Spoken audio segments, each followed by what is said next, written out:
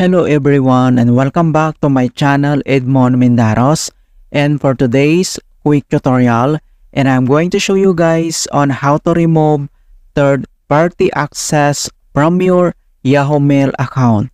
And without further ado, and let's go ahead. So all you have to do is to open up on any web browser like Microsoft Edge, Mozilla Firefox, or Chrome to log in your Yahoo account.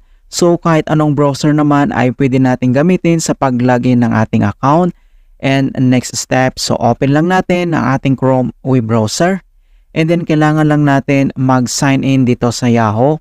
And then dito lang sa upper right side, kailangan mo lang select dito or itap mo tong sign in. And then makikita mo kagad yung ating account, so click mo lang yan.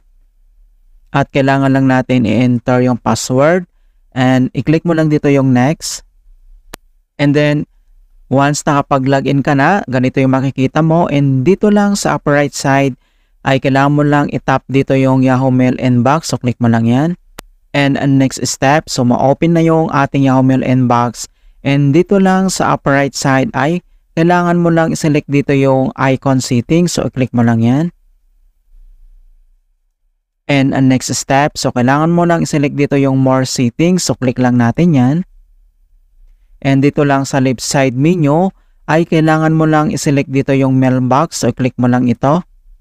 And then dito sa kanyang mailbox list, so makikita mo na dito mga kaibigan.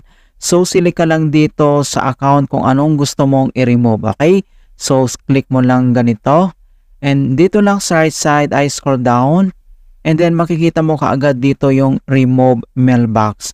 So, disconnecting a mailbox will permanently remove all messages and data from Yahoo Mail and cannot be undone. Alright? So, kapag click mo na yan, and then next ay kailangan mo lang i-select dito yung save. Alright? So, ganun lang po kasimple on how to remove the third-party access from Yahoo Mail account. And please don't forget to like this video and subscribe to my channel for more quality content. Thank you guys and see you in my next tutorial.